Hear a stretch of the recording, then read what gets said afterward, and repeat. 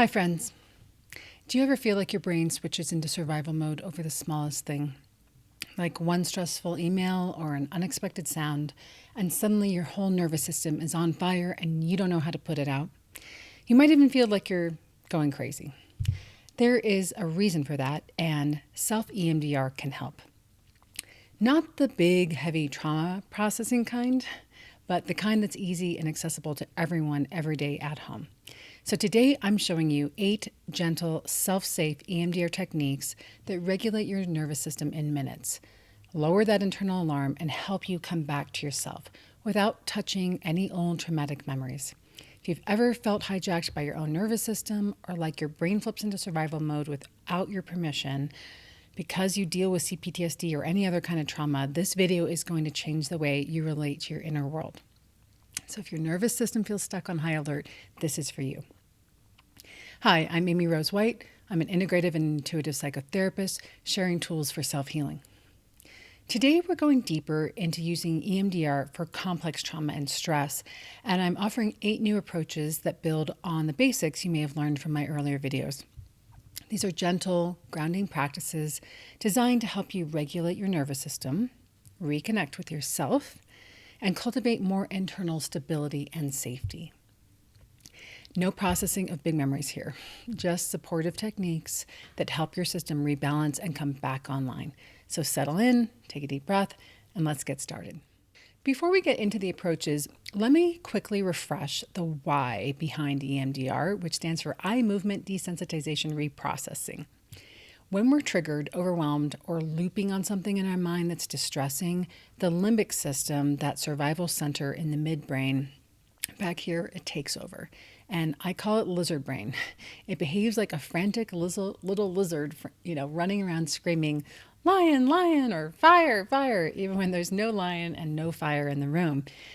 And when that happens, that drawbridge that connects the right and left hemispheres pops up to protect us. And when that happens, we lose access to clear thinking, deeper perspective, and that regulated sense of, okay, I can handle this, because that's the prefrontal cortex in the forebrain here.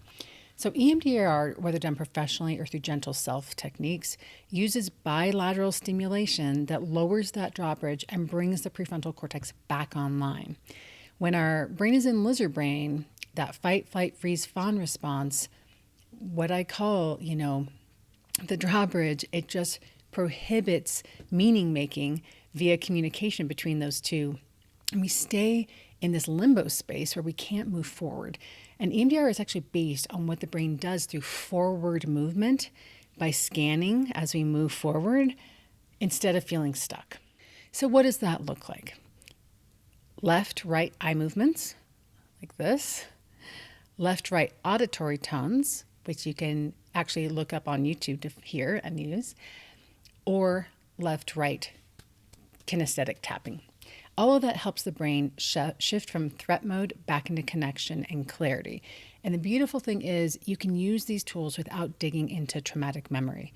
You can use them to regulate your nervous system, stabilize, ground, or reconnect with your strengths, which is exactly what we are doing today. Let's go one by one. Number 1, Safe Place 2.0, sensory-rich resourcing. You may already know the basic safe place technique, but this is a more embodied sensory version specifically for complex trauma. So here's how it works. You sit comfortably and you begin slow butterfly tapping, left, right, left, right. Then you imagine a place that's real or fantasy where your entire body can kind of breathe out. Now you layer in the senses. What do you see? What colors or textures are here? What do you hear in the distance in this scene or up close? What's the temperature of the air? Is there movement, light, a breeze, water? And as you add sensory detail, your brain begins to anchor into that safety instead of the overwhelm. This is incredibly stabilizing for complex trauma because sensory integration is almost always disrupted. Number 2, bilateral future rehearsal. This one is so helpful for anxiety, especially if your system tends to catastrophize future events. You simply bring the mind to a future situation that you're worried about, something small enough to hold safely. And so it's not too overwhelming. And then apply slow bilateral stimulation. So this can be anything like you have a presentation you need to give, you have to have a hard conversation with your partner, you're visiting a friend who's just had a major loss and you're not sure what to say, or you know you have to give someone bad news.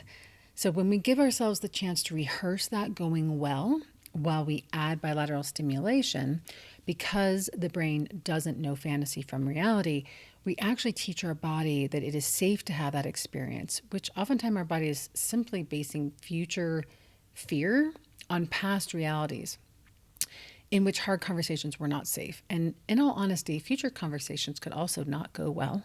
But if you have mentally rehearsed that you don't die, that it could go well, you're much more likely to stay in your body and not feel overwhelmed or disassociated when you do have to go do the thing.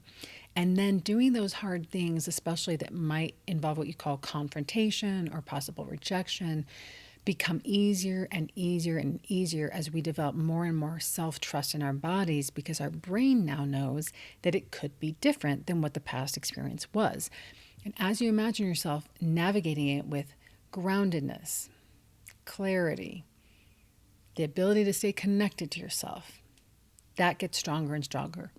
So this isn't about rehearsing perfection, it's rehearsing capacity. And the brain begins to encode, I can do this, I can remain steady. Number 3 is bilateral body scan integration. So trauma often disrupts the relationship between the mind and the body. This technique reconnects them gently. So we start with our breath and then begin that slow butterfly tapping or gentle knee tapping. Could be any part of your body. Or you can actually tap the body parts that I'm going to mention as we go through them, which I find really helpful, especially if you're in a private enough place where that's not going to draw unwanted attention and you feel comfortable. So you start by bringing the awareness to the top of your head and slowly move downward. So that could look like this. Forehead. You're just noticing the sensation there. Jaw, neck, chest, belly, hips, legs, feet. And at each area, you're not forcing relaxation, you're simply noticing. And as you notice tension, warmth, pulsing, numbness, anything, paired with that bilateral stimulation, the body begins to release or integrate on its own timeline. This is really beautiful for people who disassociate or feel disconnected from their physical experience. Because the act of touching, first of all, we're in control of that. And the intention of the exercise is to bring our awareness back into our own interoceptive experience, which means like what's happening inside here. And for most of us trauma survivors, we are hyper attuned to what is happening out there. What is the facial expression in you that just changed? What is the glance that that person just gave? What is that silent, little whisper someone muttered under their breath? What does that change in body posture with that person over there mean for our safety? Unfortunately, for complex trauma survivors, our brains are actually constantly scanning the environment for that. So we become very attuned to how someone else may or may not be feeling and anticipating their next move, but really disassociated and disconnected with what's happening inside us, how we feel, what we want, what we need, what is present happening in our body right now. So this is a great one to help reconnect that awareness. Number 4, bilateral orientation to the present moment. This technique is especially effective when you feel disassociated or far away. So you scan the room with your eyes, going left to right, naming things. So blue pillow, wooden shelf, plant, light. Your eyes naturally create bilateral stimulation when you just choose to look left, look right. Then you pair it with the slow taps if you want, or you could just do one. So even right now, just wherever you are, give it a try for me. For me, it is black fan, quilted tapestry, Kleenex box, glasses, file cabinet, cup. Sounds silly, but I'm promising you will feel better if you do this. It sends a strong internal signal to the brain of I am here, I am right here, right now, and I'm safe enough. It's one of the simplest ways to bring the system back into the present. Number 5, bilateral compassionate self-talk. So for people with complex trauma, self-talk often turns harsh fast.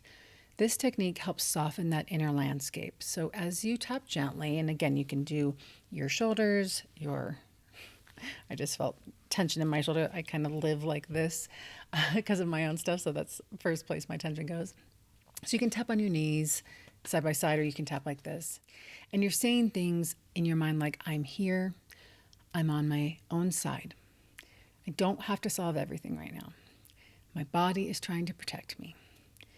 Pairing compassion with bilateral stimulation allows it to settle deeper into the nervous system.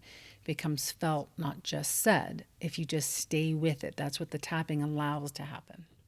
Number 6, the container technique with bilateral support. This is amazing for rumination on intrusive thoughts. So imagine a container. It could be a wooden chest, a metal box, a glowing orb, anything you like. And while you do your tapping, picture placing whatever is overwhelming you inside the container for now. You're not deleting it, you're not running away from it, but you are creating safety and boundaries around it. And when we do this, the brain then registers, I don't have to carry everything all at once. And sometimes this is really useful when we have to go do something important, like talk to our kid's teacher or finish a work meeting or a phone conversation, or you want to walk past your colleagues without crying and you're feeling overwhelming. Containment techniques like this that you strengthen through doing bilateral stimulation. You're not just imagining the container, you're doing it with the bilateral stimulation. Make it all the more effective. Number 7, bilateral strength installation. So for this one, you choose a strength that you know you have or you admire in someone else. And if you can't access something in you and it's something you wish you had, you can just imagine that person having it, or someone who has demonstrated that they might have it. Oftentimes the qualities we think people have, those people actually feel really insecure about, but we have a different story about it in our mind. So what we're trying to do is draw on in the most realistic way through imagining either our own or others' positive qualities, and then adding that bilateral stimulation. So those qualities might be resilience, courage, creativity, intuition, patience, determination, hope, or groundedness. Bring that strength into your mind as vividly as you can. Imagine time when you felt even a tiny spark of it. And again, if you can't generate that in your own body from your own personal lived experience, think of a movie where someone acted with heroism or strength, courage, resilience, hope. And I'm actually thinking of the Wonder Woman movie right now that's coming to my mind. So you conjure that image or that memory, that sensation in the body, and then you begin your slow bilateral stimulation. And this gently strengthens the neural network more deeply so that it becomes part of your internal toolbox, accessible when you need it, when you want to feel hopeful, when you need to feel courageous, when you need to feel clear. And number 8, connection with a supportive figure or memory. This is a really powerful one for attachment wounds. You imagine someone who embodies warmth, steadiness, or compassion, basically a nurturer. A real person, could be a spiritual figure, an ancestor, a character in a film, or even an animal. Bring them to mind, not the traumatic dynamics, just the supportive presence of that figure, and then add your slow bilateral stimulation. Your system begins to encode, I'm not alone, I have support even internally. This helps repair relational wounds in a gentle, resourced way. And I will add as bonus points, these are in my picture for my thumbnail, you can do your own audio, like if you don't have access or you want to use something more creative than an audio that you find on YouTube for bilateral stimulation, because that'll do left, right, left, right. You can use something that makes noise. I happen to have these rattles that belonged to my kids when they were little. So you can actually do left, right, kind of near your ears while you're doing any of these exercises. You can also use holding something, like people usually use a pencil, but I just thought this was so much more fun, and I happen to have these laying around. So you can actually hold something in front of you. There's a million videos on YouTube that you can use, but that gets old. So sometimes this is the old school way of EMDR we used to do many, many years ago, is that you'd have these paddles that clients would look at, and sometimes they would light up or make a sound. And so this is my very granola approach at EMDR on myself, and I actually use these with my clients sometimes too. So that's also an option for any of these strategies that we use today. I should probably stop rattling these while I talk. These 8 approaches are not about processing deep trauma. They are about stabilizing, regulating, and strengthening the internal landscape so that your nervous system feels more grounded, resourceful, capable, connected, and resilient. You can use these tools when you're overwhelmed, when old patterns flare up, when you feel small or scared, when your mind won't stop looping, or simply when you need to reconnect with your center. Even 1 minute of any kind of bilateral stimulation can lower that drawbridge back down and bring the thinking brain back online. Your system is so wired for healing, and these techniques help open the door. Thank you so much for being here, for caring about your healing, and for showing up for yourself in these gentle but yet really powerful ways. Thank you so much for leaving me a comment, for liking and hyping this video. When you subscribe, it truly gives me a reason to keep making these. I appreciate it so much. Let me know, out of what we talked about today, what worked, what didn't work, what other strategies do you have that are effective for you? Until next time, may you be well, may you be happy, may you be safe, and may you be at peace. I'll see you in the next video. Bye for now.